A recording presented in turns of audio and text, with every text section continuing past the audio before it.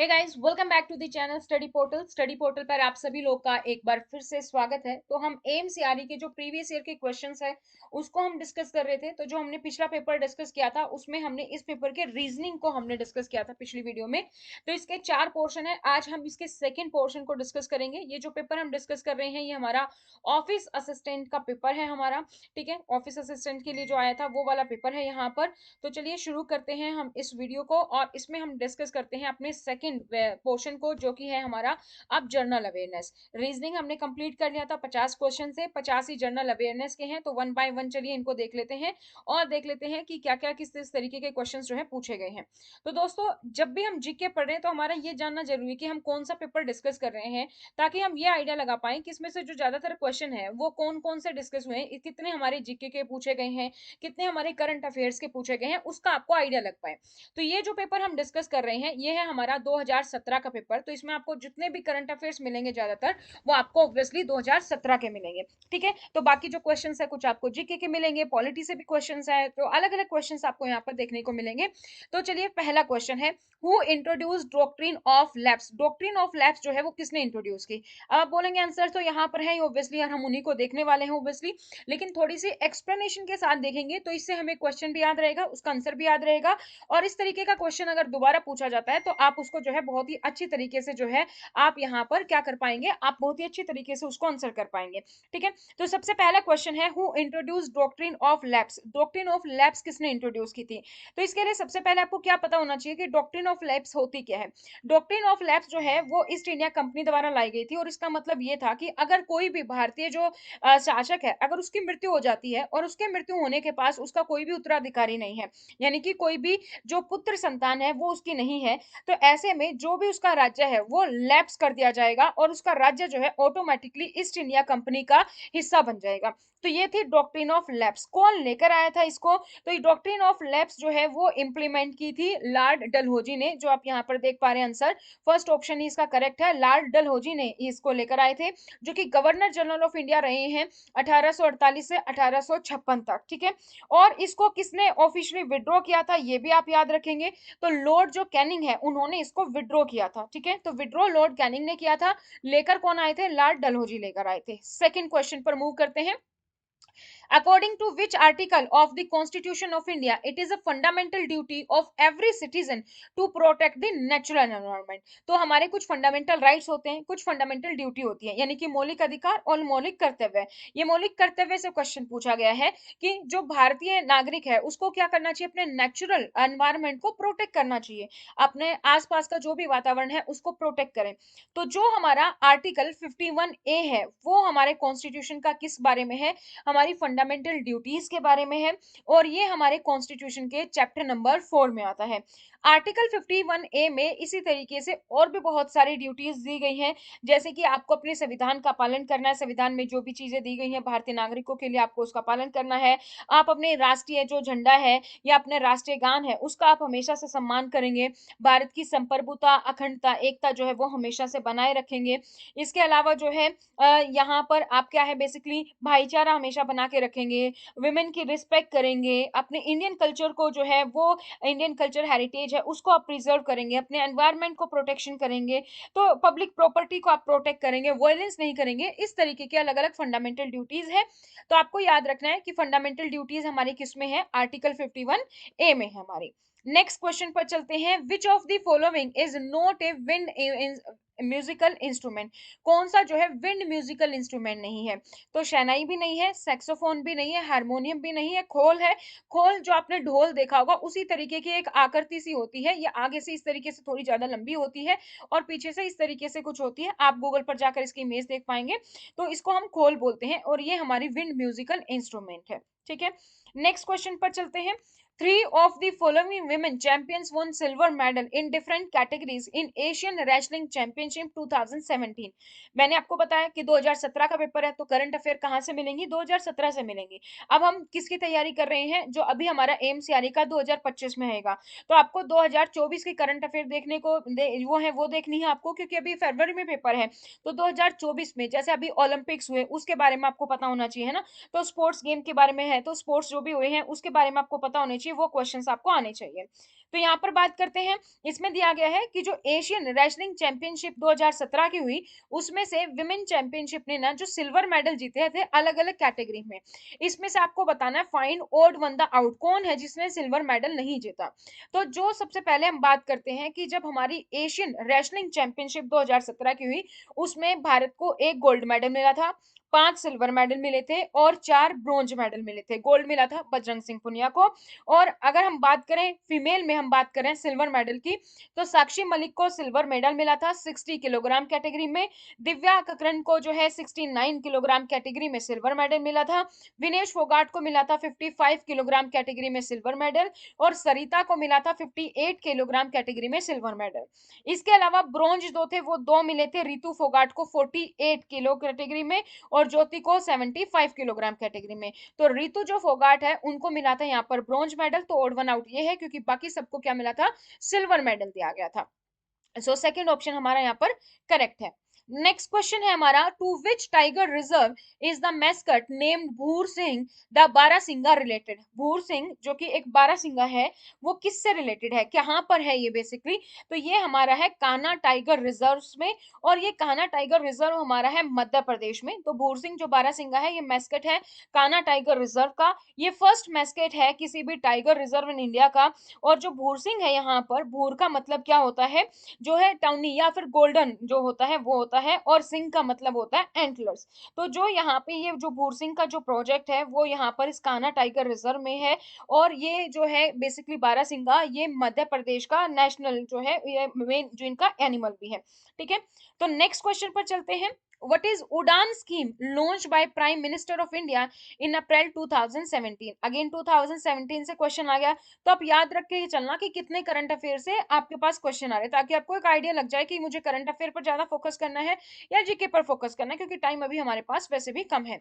तो उड़ान जो स्कीम है जो लॉन्च हुई है प्राइम मिनिस्टर ऑफ इंडिया द्वारा अप्रैल 2017 में, वो किससे रिलेटेड है, तो उड़ान स्कीम पहले में पता होनी चाहिए। सो उड़ान स्कीम है क्या, उड़ान है उड़े देश का आम नागरिक, ये इस स्कीम का नाम है। एक ऐसा प्रोग्राम बनाया गया था जिसमें कि जो हवाई यात्रा है उसको और अफोर्डेबल प्राइस पर लेकर आया जाए और एक्सेसिबल लाया जाए, ताकि जो मिडिल क्लास है, जो पुअर लोग हैं, वो भी जो है एरोप्लेन में जो है यात्रा कर सके। तो स्मॉल मीडियम सिटी में लार्जर सिटी के से जो है जोड़ा जाए एयर ट्रेवल को, जिससे टूरिज्म को भी बढ़ावा मिले, है ना। तो इसलिए उड़ान को लेकर आया गया था कि टूरिज्म को बढ़ावा मिले, लोग ज्यादा अफोर्डेबल प्राइस में जो है ट्रेवल कर पाए, रीजनल कनेक्टिविटी बढ़े, इकोनॉमिक ग्रोथ बढ़ेगी, जॉब्स क्रिएट होंगी, इन सब चीजों के लिए। सो उड़ान जो है ज्वाइंटली फंडेड होता है बाय द सेंटर और द स्टेट गवर्नमेंट, दोनों इसको फंड करते हैं। हेलीकॉप्टर सी प्लेन्स का इसमें यूज होता है, टूरिज्म रूट्स के लिए ज्यादातर बेसिकली यूज किया जाता है, और उसमें नॉर्थ ईस्ट रीजन जो है हमारा वो भी हमारा इंक्लूडेड है। तो उड़ान स्कीम जो हुई थी वो शुरू हुई थी दोस्तों अक्टूबर 2016 में, ठीक है, with the dream of A common man कि वो भी एरोप्लेन में यात्रा कर सके। और अप्रैल 2017 में पहली जो फ्लाइट थी वो चली थी शिमला टू दिल्ली उड़ान स्कीम के तहत, जिसको कि प्राइम मिनिस्टर श्री नरेंद्र मोदी ने फ्लैग ऑफ किया था। तो ये हमने अभी बात की किसके बारे में है, एविएशन के बारे में है। तो ये हमारी स्कीम किससे रिलेटेड थी, सिविल एविएशन से रिलेटेड थी। आधार अपडेशन भी नहीं था, इंडियन एयरफोर्स भी नहीं था, अपलिफ्टिंग अर्बन पुअर भी नहीं था, सिविल एविएशन से रिलेटेड है। तो पहला ऑप्शन हमारे यहाँ पर करेक्ट हो जाता है। सेकेंड हमारा है combined stream of rivers dash is known as river Ganga. तो कंबाइंड स्ट्रीम ऑफ जो रिवर है वो किसको हम जो है दो नदियों को मिलाकर हम गंगा का नाम देते हैं, तो आपको पता है भागीरथी एंड अलकनंदा। तो थर्ड ऑप्शन हमारा यहाँ है भागीरथी एंड अलकनंदा, तो हमारा ये यहाँ पर आंसर हो जाता है।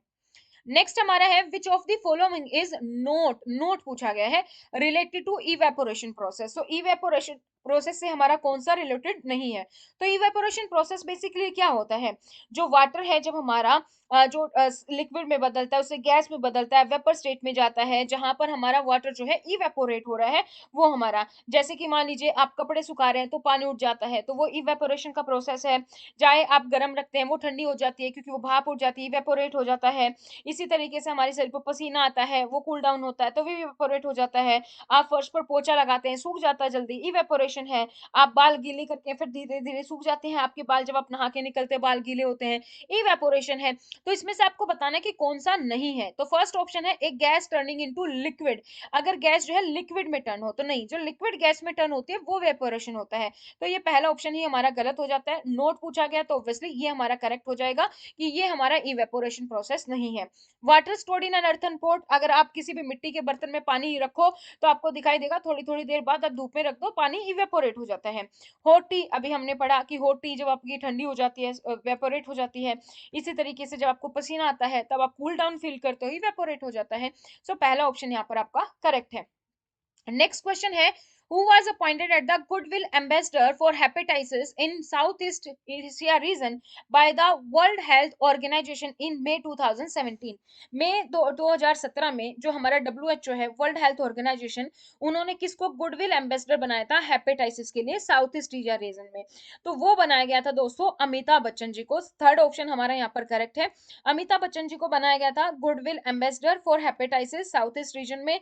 क्यों बनाया गया था? बॉलीवुड एक्टर है, आपको पता है, जिनको हेपेटाइटिस बी था, तो वो खुल के अपने एक्सपीरियंस के बारे में बता सके, लोगों को एंकरेज कर सके कि लोग आए अपना टेस्ट करवाएं, और अगर किसी को हेपेटाइटिस मिलता है तो वो उसको क्या कर सके, वो उसका इलाज करवा सके। तो इसके लिए अपने प्रिवेंटिव मेजर्स, अपना एक्सपीरियंस, डायग्नोस्टिक ट्रीटमेंट के बारे में शेयर कर सके, इसलिए इनको जो है गुडविल एम्बेसडर बनाया गया था। नेक्स्ट है in which year did the state of Chhattisgarh came into being, Chhattisgarh किस साल में बना था? तो छत्तीसगढ़ बना था कब? 2000 में। 1 नवंबर 2000 को छत्तीसगढ़ बना था। और कौन से राज्य से अलग करके बनाया गया था? मध्य प्रदेश से अलग करके बनाया गया था। और उस टाइम पर जब ये बना था, ये तो 26वां राज्य जो है भारत का बना था। उसके साथ साथ 2 राज्य और बने थे, तो आप मुझे कमेंट सेक्शन में कमेंट करके बताएंगे वो कौन से और 2 राज्य थे जो बने थे। और छत्तीसगढ़ की जो घोषणा थी उस टाइम पर जो राष्ट्रपति थे वो थे KR नारायण। तो उन्होंने 25 अगस्त 2000 को इसकी घोषणा की थी कि छत्तीसगढ़ जो है मध्य प्रदेश के दक्षिणी पूर्व हिस्से से बनाया जाएगा। ठीक है। नेक्स्ट हमारा जो क्वेश्चन है that is first commercial train in India between Bombay and Thane in 1853 was drone by dash locomotive. तो कितने लोकोमोटिव वाला द्वारा ड्रोन थी? वो थी हमारी 3 द्वारा। फर्स्ट कमर्शियल ट्रेन चली थी बॉम्बे से थाने के बीच में 1853 में। Next question is who of the following were the first to come to India. भारत में सबसे पहली बार कौन आए थे? पोर्तुगीज, डच, फ्रेंच या फिर ब्रिटिश? तो सबसे पहले कौन आए थे? सबसे पहले दोस्तों आए थे पोर्तुगीज। पोर्तुगीज आए थे 1498 में, ठीक है, जो कि अपने वास्को डी गामा का नाम भी सुना होगा। देन उसके बाद हमारे पास डच आए थे 1605 में। फिर हमारे पास फ्रेंच लोग आए थे 1664 में। और ब्रिटिश जो है वह हमारे पास अराउंड 1608 में आए थे। ठीक है, तो ये मैंने आपको सारे यहाँ पर बता दिए कौन कब आया था। तो सबसे पहले कौन आया था? पोर्तुगीज आए थे। With which field of the study is Professor CNR Rao, who won the Bharat Ratna Award in 2014, popularly associated? तो CNR राव जो है उनको भारत रत्न अवार्ड दिया गया था 2014 में। तो आपको बताना है किस चीज की स्टडी के लिए उनको मिला था, कौन से सब्जेक्ट के लिए मिला था। तो उनको जो मिला था दोस्तों वो मिला था केमिस्ट्री के लिए। CNR राव जो है उनको भारत रत्न जो अवार्ड मिला था 4 फरवरी 2014 को मिला था। और ये जो अवार्ड है उनको किसने दिया था? उस टाइम पर प्रेसिडेंट कौन थे? प्रणब मुखर्जी थे। राष्ट्रपति भवन न्यू दिल्ली में उनको ये अवार्ड दिया गया था। एक रिनोल्ड साइंटिस्ट हैं जो है CNR राव हमारे। और इनको जो दिया था वो केमिस्ट्री के लिए दिया था, सॉलिड स्टेट एंड मटेरियल के लिए। तो जिनका कंट्रीब्यूशन है वो chemical spectroscopy, molecular structure, surface chemistry, nano technology में है। और इवन आपको ये भी याद रखना है कि इनको father of Indian nano technology के नाम से भी जाना जाता है। नेक्स्ट क्वेश्चन है the dash range practically form the boundary between north and south India. So north and south India के बीच में कौन सी बाउंड्री बनाती है? तो विंध्या जो पर्वत है वो है। सो यहाँ पर हमारा क्या है? विंध्या। सेकंड ऑप्शन जो हमारा यहाँ पर करेक्ट हो जाता है। नेक्स्ट है which of the following is a metal. आपको बताना जो नीचे दिए गए ऑप्शन है इनमें से कौन सा मेटल है। तो सबसे पहले तो हमारा एंटीनोमी है। एंटीनोमी जो है हमारा केमिकल एलिमेंट है जिसको हम SB से डिनोट करते हैं। एटॉमिक नंबर है इसका 51। ठीक है, मेटलोइड आप इसको बोल सकते हैं। फिर उसके बाद है आपका आर्सेनिक। आर्सेनिक एक नेचुरल ऑकरिंग मेटल है बेसिकली। ठीक है, और उसके बाद है हमारा जो है जर्मेनियम जो है एक मेटलोइड है। और गैलेलियम जो है हमारा वो हमारी एक मेटल है जिसको हम यूज करते करते हैं फॉर द ब्रिलियंट मिरर्स के लिए, या लिक्विड थर्मामीटर में हम इसको यूज करते हैं गैलीलियम। तो ये हमारी मेटल है, फोर्थ ऑप्शन जो है इसका करेक्ट है। नेक्स्ट हमारा service sector is dash is called dash sector of the economy. तो इकोनॉमी में आपने सेक्टर्स पढ़े होंगे, जैसे आपने पढ़ा होगा primary, secondary, tertiary, quaternary, quinary, organised, unorganised structure, government sectors अलग अलग, है ना। तो जैसे प्राइमरी जो सेक्टर होता है वो किस चीज के लिए होता है, जो कि रॉ मटेरियल एक्सट्रैक्ट करते हैं, जैसे farming, logging, fishing, forestry. Secondary जो सेक्टर होता है वो मैन्युफैक्चरिंग करता है, रॉ मटेरियल को प्रोसेस करता है फिनिश प्रोडक्ट में। और थर्ड जो हमारा सेक्टर होता है टर्शरी, उसमें हमारे पास कौन आते हैं, उसमें हमारे आते हैं सर्विसेज सेक्टर, जो कि सर्विस प्रोवाइड करते हैं कंज्यूमर को, बिजनेस को, जैसे रिटेल में, सेल्स में, ट्रांसपोर्टेशन में, रेस्टोरेंट में। फिर आगे हमारे पास इसी तरीके से अलग अलग सेक्टर्स हैं। तो सर्विस सेक्टर हमारा टर्शरी सेक्टर है। नेक्स्ट है हमारा एनएससीसीसी। एनएससीसीसी जो आप यहाँ पर आपको दिखाई दे रहा है, इसकी फुल फॉर्म दी गई है, उसमें आपको बताना है एस जो है उसका मतलब क्या है, national dash committee on climate change. तो इसका मतलब है national steering committee on climate change. तो एस जो है हमारा स्टीयरिंग यहाँ पर डिनोट कर रहा है, तो फर्स्ट ऑप्शन हमारा यहाँ पर करेक्ट है। Next question is maximum strength of legislative council of an Indian state is fixed at dash of the strength of legislative assembly of that state and shall in no case be less than 40। तो जो legislative council है किसी भी state की, उसकी maximum strength आप कैसे fix करते हो, कितनी होनी चाहिए जब भी कोई मीटिंग हो रही है, कितना परसेंटेज और कितना जो होना चाहिए परसेंटेज, या 1/3, 1/4, या 2/3, 1/4 हाफ, जो भी यहाँ पर दिया गया उसके अकॉर्डिंग, और किसी भी केस में 40 से कम नहीं होगा, उसके अकॉर्डिंग बताना है। सो जो मैक्सिमम स्ट्रेंथ होती है स्टेट लेजिस्लेटिव काउंसिल की, वो कितनी होती है, वो होती है 1/3। 1/3 होती है टू द टोटल मेंबर, जितने मेंबर होंगे उसके 1/3, और मिनिमम जो स्ट्रेंथ है वो कम से कम 40 तो होंगे ही होंगे। अगर जो है 1/3 बाई चांस 40 से कम आता है तो फिर हमारा मिनिमम 40 होगा ही होगा। तो जो हमारा स्टेट है उस पर डिपेंड करता है कि लेजिस्लेटिव काउंसिल में कितने मेंबर होंगे। तो 60 से लेकर ज्यादातर 500 के बीच में जो है अलग अलग स्टेट में लेजिस्लेटिव काउंसिल में मेंबर्स हैं, और उसके अकॉर्डिंग यहाँ पर डिपेंड करता है। और ये हमारा कॉन्स्टिट्यूशन के आर्टिकल 171 में दिया गया है कि जो स्ट्रेंथ है स्टेट लेजिस्लेटिव काउंसिल की वो 1/3 होगी, और मिनिमम जो है 40 मेंबर जो है वो यहाँ पर रहेंगे। नेक्स्ट क्वेश्चन पर चलते हैं।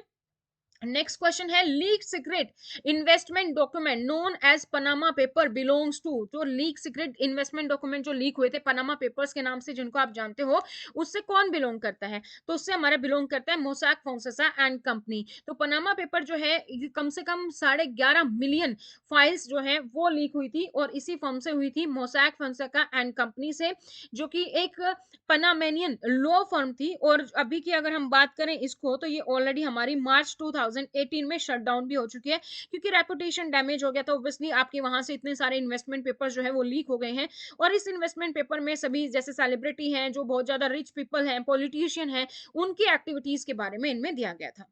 नेक्स्ट हमारा है one belt one road. One belt one road जो है इनिशिएटिव किससे बिलोंग करता है, तो वन बेल्ट वन रोड, जिसको आप OBOR बोल सकते हैं, ये जो पूरा है इसको हम बोलते हैं China belt and road initiative. जो China BRI, China belt and road initiative हम इसको बोलते हैं। सो ये हमारी चाइना से बिलोंग करता है। थर्ड ऑप्शन जो है हमारा वो यहाँ पर हमारा करेक्ट है, ठीक है। ग्लोबल इंफ्रास्ट्रक्चर डेवलपमेंट स्ट्रेटेजी है, जो कि चाइना ने अडॉप्ट की थी 2013 में। Next question, who was the first Indian woman to receive Woodrow Wilson Award for Global Corporate Citizenship in May 2017। May 2017 में जो अवार्ड मिला था Woodrow Wilson award for global corporate citizen, वो किसको मिला था, पहली महिला कौन है। पहली महिला जिनको मिला था वो है चंदा कोचर। और चंदा कोचर कौन है, ये MD है और CEO है ICICI बैंक की, यानी कि मैनेजिंग डायरेक्टर एंड CEO रही है ICICI बैंक की है ये। और इनको दिया गया था May 10, 2017 को। ये पहली भारतीय विमेन है जिनको ये अवार्ड मिला था, इनके अच्छे काम के लिए, कमिटमेंट के लिए, लोगों के लिए जो काम कर रही है, रिटेल फ्रेंचाइजी को अपना जो काम अच्छे से संभाल रही है, उसके लिए इनको यहाँ पर दिया गया था, ठीक है। नेक्स्ट क्वेश्चन है हमारा QR कोड। QR कोड के बारे में आपने सुना होगा, बहुत ज्यादा सुनते हैं आज के लाइफ में, क्योंकि सभी डिजिटल पेमेंट करते हैं। जो QR कोड है इसकी फुल फॉर्म क्या है, क्विक डैश कोड। तो R क्या है, क्विक रिस्पॉन्स होता है, इसका मतलब क्या होता है, quick response. R stand for the response, quick response code होता है। नेक्स्ट क्वेश्चन है हमारा, arrange the 4 top ranking cities given below in descending order based on their overall scores obtain इन स्वच्छ सर्वेक्षण भारत। तो जो स्वच्छ सर्वेक्षण भारत हुआ था का जो हमारा रैंकिंग हुई थी, उसमें आपको डिसेंडिंग ऑर्डर में बताना है, यानी कि घटते क्रम में बतानी है। पहले वो आएगा जिसने टॉप किया था, फिर उसके बाद, फिर उसके बाद। तो ये जो हमारा हुआ था स्वच्छ सर्वेक्षण 2017, इसमें टॉप किसने किया था? इसमें टॉप किया था इंदौर सिटी ने, जो कि मध्य प्रदेश की सिटी है, सबसे क्लीनेस्ट सिटी। और सबसे जो डर्टीएस्ट सिटी थी वो थी गोंडा, उत्तर प्रदेश की गोंडा सिटी जो है वो सबसे डर्टीएस्ट सिटी यहाँ पर बताई गई थी। ठीक है, तो उसी के अकॉर्डिंग है, तो सबसे पहले हमारा आएगा इंदौर, फिर है हमारे पास भोपाल, फिर विशाखापट्टनम और फिर सूरत, इस रेंज में थे। तो ये यहाँ पर इसका सेकंड जो ऑप्शन है वो यहाँ पर हमारा करेक्ट है। Next question, who became the first women combat officer of BSF, border security force की पहली वुमेन कॉम्बैट ऑफिसर कौन बनी? तो उनका नाम क्या है? उनका नाम है तनुश्री पारिक। तनुश्री पारिक को पहली वुमेन कॉम्बैट ऑफिसर बनाया गया था बीएसएफ का। ये बनी थी 2016 में, और बीएसएफ जो है वो बना था 1965 में। तो बीएसएफ बनने के 51 साल के बाद पहली महिला जो है वो वुमेन कॉम्बैट ऑफिसर जो है बनाई गई है। इन्होंने बीएफ कॉन्टिजेंट जो है वो लीड की है। इंडिपेंडेंस डे पर कश्मीर की परेड में 67 ट्रेनी ऑफिसर को ये जो है लीड कर चुके हैं। ठीक है, और ये एलओसी में भी पोस्टेड थी असिस्टेंट कमांडेंट की तरीके से। ठीक है, तो पंजाब बॉर्डर पर ये रह चुकी हैं, hotspot for the drug addiction में। ठीक है, तो ड्रग एडिक्शन के लिए हॉटस्पॉट में। तो ये इनकी जो है कुछ कार्यकाल रहा है, और सबसे पहली जो है ये भारतीय महिला, पहली महिला जो कॉम्बैट ऑफिसर बनाई गई बीएसएफ के लिए, तनुश्री पारेख। नेक्स्ट है, the south most tip of India is dash located in Nicobar island. South most tip of India क्या है? वो है हमारी इंदिरा पॉइंट। इंदिरा पॉइंट है ये। इंदिरा पॉइंट हमारा निकोबार डिस्ट्रिक्ट में है, ग्रेट निकोबार आइलैंड में, अंडमान निकोबार में, ग्रेट निकोबार तहसील में ही आता है ये। एज ऑफ नाउ अगर हम बात करें तो ये सबमर्ज्ड है। ठीक है, और इसका जो नाम है वो किसके नाम पर रखा गया था? इसका नाम रखा गया था जो इंडिया की प्राइम मिनिस्टर है, farmer India prime minister Indira Gandhi, उनके नाम पर ही इनका नाम रखा गया था, इंदिरा पॉइंट। और इसका जो ओरिजिनल नाम है उसकी अगर हम बात करें तो यह है पार्सन्स पॉइंट, या फिर जो है पेगामेलियन पॉइंट, इसके नाम से हम इसको जानते हैं। जबकि 1984 में जब विजिट हुई थी इंदिरा गांधी की, उसके बाद इसका नाम इंदिरा पॉइंट जो है वो रख दिया गया था। नेक्स्ट है हमारा, who devoted his entire life to Prarthana Samaj. प्रार्थना समाज को अपनी पूरी लाइफ किसने डिवोट की? देवेंद्र नाथ टैगोर, महादेव गोविंद रानाडे, दयानंद सरस्वती, राजा राम मोहन राय। सो राजा राम मोहन राय, दयानंद सरस्वती तो थे नहीं इनमें, क्योंकि इनकी अलग अलग अपनी और थे। इनकी जो है अगर हम बात करें इनके जो संस्था है, तो महादेव गोविंद रानाडे जो है यहाँ पर प्रोमिनेंट फिगर रहे हैं प्रार्थना समाज के लिए। एक हिंदू सोशल रिफॉर्म मूवमेंट आप एक तरीके से बोल सकते हो उस टाइम पर भारत में आया था, तो सोशल चेंज के लिए इनको बहुत ज्यादा जाना जाता है। इसके अलावा इनके साथ जो बात करें तो और भी नाम थे, जैसे कि आत्माराम पांडुरंग है। ठीक है, तो इन्होंने मूवमेंट को ज्वाइन किया था 1870 में, और इन्होंने की जो लड़ाई थी वो किसके लिए थी? वो थी जो सोशल में इविल्स थी, जैसे कि कास्ट डिस्क्रिमिनेशन हो रहा था, आप जो है गॉड को प्रमोट कर रहे हैं उस चीज के लिए, तो उस चीज के लिए इनकी लड़ाई थी। नेक्स्ट हमारा जो क्वेश्चन है वो है हमारा, which of the following has been inscribed as India first mixed world heritage. First mixed world heritage, UNESCO world heritage list में इंडिया का कौन बना था? तो मिक्स्ड वर्ल्ड हेरिटेज, ये आपको पहले मतलब पता होना चाहिए तब आप बता पाएंगे। तो इंडिया जो को मिक्स्ड वर्ल्ड हेरिटेज है उसका मतलब क्या है? उसका मतलब है एक ऐसी साइट जो कि कल्चरल और नेचुरल दोनों ही सिग्निफिकेंस रखती है, कल्चरली भी समृद्ध है और नेचुरली भी समृद्ध है। तो इसका जो नाम है हमारा वो क्या है? हमारा वो है हमारा ये यहाँ पर आप इसका नाम देख सकते हैं, कांगचेजुंगा नेशनल पार्क, जो कि जो कि हमारे यहाँ पर सिक्किम है। ठीक है, तो वहां पर है हमारा। और यहाँ पर हमारा क्या है? बेसिकली कल्चरल सिग्निफिकेंस की बात करें तो लेप्चा ट्राइबल है यहाँ पर। नेचुरल की अगर हम बात करें तो ये जो है ये जो पर्वत का जो नाम दिया गया है यहाँ पर कांचनजुंगा, ये नेचुरल फीचर्स यहाँ पर है। तो ये बुद्धिस्ट के लिए भी और लेप्चा के लिए भी एक तरीके से पूरा जो है कल्चर और जो है नेचुरल सिग्निफिकेंस है। Next question, Jallianwala Bagh tragedy was a direct result of protest against. तो जो जलियांवाला बाग हत्याकांड हुआ था उसमें किस चीज के लिए बेसिकली प्रोटेक्ट हो रहा था? तो वो हो रहा था हमारा रोलेट एक्ट के लिए। तो रोलेट एक्ट एक लॉ पास किया था ब्रिटिश गवर्नमेंट ने 1990 में, यानी कि 1919 में जलियांवाला बाग भी हत्याकांड तभी हुआ था। और इसमें बेसिकली क्या था? इसमें पावर मिल गई थी अथॉरिटीज को कि लोगों को बिना ट्रायल के जेल में डाला जा सकता है। ठीक है, और इसी के चलते जो है इसी का प्रोटेस्ट करने के लिए जलियांवाला बाग में जो है लोग इकट्ठे हुए थे, जहां पर जो है गोलियां चली थी। और वो गोलियां इतनी ज्यादा चली थी कि बहुत सारे लोग मारे गए थे, जिसको कि हत्याकांड का नहीं एक नाम जो है यहाँ पर दिया जाता है। ठीक है, नेक्स्ट क्वेश्चन है हमारा, वो है which article of the constitution of India provide that there shall be governor for each state. हर एक स्टेट में जो है एक गवर्नर होगा। ये हमारे कॉन्स्टिट्यूशन का कौन सा आर्टिकल बताता है? तो ये हमें बताता है आर्टिकल 153। आर्टिकल 153 में दिया गया है कि हर एक स्टेट का अपना एक गवर्नर होगा, और जो एक पर्सन है उसको एक से ज्यादा स्टेट का भी गवर्नर बनाया जा सकता है। और जो गवर्नर है वो हमारे स्टेट का एग्जीक्यूटिव ब्रांच का हेड होता है, उसके पास सारी पावर होती है, स्टेट एग्जीक्यूटिव संभालता है, सबऑर्डिनेट संभालता है, सारी चीजें जो है बेसिकली यहाँ पर करता है।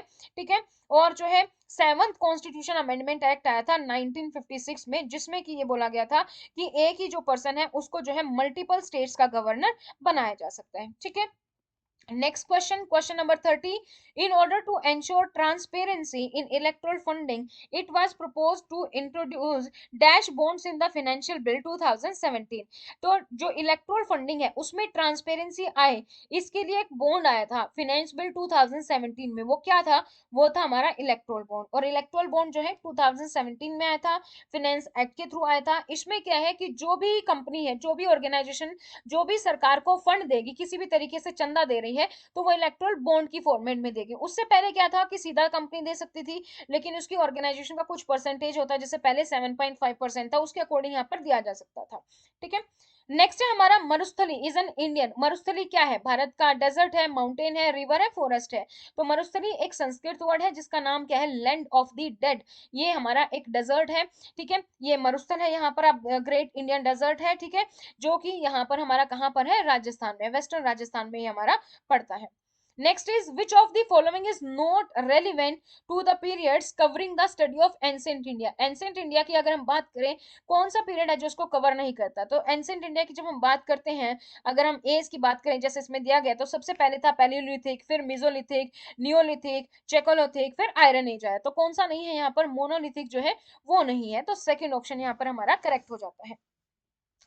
नेक्स्ट क्वेश्चन है हमारा, महात्मा गांधी को भिखारियों के कपड़ों में महान आत्मा के रूप में जो है किसने वर्णित किया? किसने कहा कि भिखारियों के कपड़ों में महान आत्मा?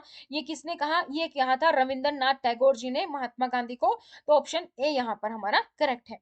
Next question is, according to dash Indian rulers were not allowed to have their independent arm force by the East India company. कौन से एक्ट के तहत, कौन से सिस्टम के तहत जो है इंडियन रूलर्स जो है उनको पास अपनी इंडिपेंडेंट आर्म फोर्स रखने अलाउड नहीं थे ईस्ट इंडिया कंपनी के? किस द्वारा? तो आंसर यहाँ पर देख सकते हैं, आपको दिखाई दे रहा है सब्सिडरी अलायंस सिस्टम। अब ये सब्सिडरी अलायंस सिस्टम क्या था? सब्सिडरी अलायंस सिस्टम एक संधि हुई थी भारतीय ईस्ट इंडिया कंपनी और जो भारत के राज्य थे, जो स्टेट थे, उनके बीच में, कि बेसिकली जिससे कि पूरा कंट्रोल ब्रिटिश कंट्रोल, जो पूरा इंडियन सब कॉन्टिनेंट है उसका पूरा कंट्रोल ब्रिटिश के पास चला गया था। तो ब्रिटिश ईस्ट इंडिया कंपनी इसके तहत क्या करती थी? इंडियन स्टेट को मिलिट्री प्रोटेक्शन प्रोवाइड करती थी। ठीक है। वहां पर उन्होंने अपने लोगों को भी खड़ा कर दिया कि जो है पूरे स्टेट पर वो पूरा ध्यान रख रहे थे कि क्या कुछ हलचल हो रही है, क्या कुछ चीजें चल रही है। और पैसा भी कौन दे रहा था? पैसा भी इंडियन स्टेट के जो एम्परर थे वो दे रहे थे, राजा दे रहे थे। ठीक है। तो इंडियन स्टेट जो है वहां पर ब्रिटिश इंडिया के कंपनी थे, जिसको कि पे कौन कर रहा था? राज्य सरकार जो कर रही थी, जो एम्परर थे, जो शासक थे, वो यहाँ पर पे कर रहे थे। और इसके तहत जो है कोई भी नई संधि जो है वो ईस्ट इंडिया कंपनी को बिना बताए नहीं की जा सकती थी। बिना अप्रूवल के आप कोई इंडिपेंडेंट आर्म फोर्स भी नहीं रख सकते थे। ये सब्सिडरी अलायंस सिस्टम था आपका। ठीक है। तो ये आपको याद रखना है। नेक्स्ट क्वेश्चन है, CSO Central Statistics Office has revised base year of consumer price index dash equal to 100 effect from the month of the January 2015। तो ये जो कंज्यूमर प्राइस इंडेक्स है ये हमारा हर महीने आता है, ईयरली बेसिस पर हम इसको देखते हैं, जिसकी वजह से जो गवर्नमेंट सेक्टर में डियरनेस अलाउंस है उसको बढ़ाया जाता है इसी इंडेक्स के अकॉर्डिंग। तो यहाँ पर आंसर इसका क्या है? 2012 है। Next question is, which of the following is not an initiative under digital India programme of the government? ठीक है। तो डिजिटल इंडिया के तहत कौन सा प्रोग्राम नहीं है? सबसे पहले क्या है? केवी शाला दर्पण, केंद्रीय विद्यालय की बात की गई है, शाला दर्पण। तो शाला दर्पण जो है मैक्सिमम स्कूल में अपनाया जाता है, ऐसा नहीं कि केवी में है, एनवी में है, दिल्ली स्कूल्स में है। शाला दर्पण के तहत क्या होता है? बेसिकली एक पोर्टल होता है जहां पर आपको अपने स्कूल की पूरी डिटेल्स को अपलोड करना होता है। ई गवर्नेंस प्लेटफॉर्म होता है जिसका मकसद क्या होता है कि क्वालिटी ऑफ लर्निंग कैसे हम स्कूल में इंप्रूव कर सकते हैं, स्कूल का एडमिनिस्ट्रेशन, स्कूल की जो है हमारी जो है गवर्नेंस कैसे इंप्रूव कर सकते हैं, सर्विस डिलीवरी किस तरीके से, पेरेंट्स टीचर कम्युनिटी स्कूल के बारे में। तो इसमें आपके पास रैंकिंग होती है 1 2 3 करके सपोज, और इसमें आप कहाँ पर है, अभी 1 पर है, 2 पर है, 3 पर है, आपके स्कूल का physical infrastructure, quality, PTR ratio, इन सब चीजों के बारे में बताया जाता है। सेकंड हमारा क्या है, भीम। भीम के बारे में आपने सुना होगा, भीम यूपीआई। ठीक है, यूपीआई क्या होता है, यूनिफाइड पेमेंट इंटरफेस, तो इंस्टेंट पेमेंट आप कर सकते हैं भीम से। ये किसने डेवलप किया था, ये डेवलप किया था एनपीसीआई द्वारा, national payment corporation of India द्वारा, जो कि एक आरबीआई की ही एक रेगुलेटरी एंट्री है। थर्ड है हमारा centre of excellence for internet of things, इसको हम शॉर्ट फॉर्म में सीओई आईटी बोलते हैं। सीओई क्या है, एक आपकी टीम है, सेंटर ऑफ एक्सीलेंस टीम, जिसमें कि सारे एक्सपर्ट होते हैं जो रिसर्च करते हैं आईटी के बारे में, जिनको स्पेसिफिक सपोर्ट करते हैं, जिनको भी इंटरेस्ट होता है उसके अकॉर्डिंग से रिसर्च करना, ट्रेनिंग करना, कंसिस्टेंसी प्रोवाइड करना, ये इनका काम होता है। नेक्स्ट हमारा है नीति आयोग। तो नीति आयोग हमारा डिजिटल इंडिया प्रोग्राम के तहत नीति आयोग बनाया गया था, और नीति आयोग की अगर फुल फॉर्म की बात करें तो national institute for transform India है, ट्रांसफॉर्मिंग इंडिया। अब आप मुझे कमेंट सेक्शन में कमेंट करके बताएंगे कि नीति आयोग का बदला हुआ नाम, पहले जो नाम था वो क्या था, नीति आयोग को हम पहले किस नाम से जानते थे, किसका नाम हमने बदलकर नीति आयोग रखा था, वो आप मुझे कमेंट सेक्शन में कमेंट करके बताएंगे। Next, match the following rivers with their respective reasons. आपको जो है फॉलोइंग रिवर्स जो है वो मैच करनी है, लेकिन उससे पहले आप जो है कमेंट सेक्शन में अपने आंसर्स को भी कमेंट कर सकते हैं साथ साथ। लेकिन आप उससे पहले मैं आपको लोगों को बता दूं, अगर आप तैयारी कर रहे हैं एम सीआरई की, तो हमारे पास रिकॉर्डेड बैच और टेस्ट सीरीज अवेलेबल है।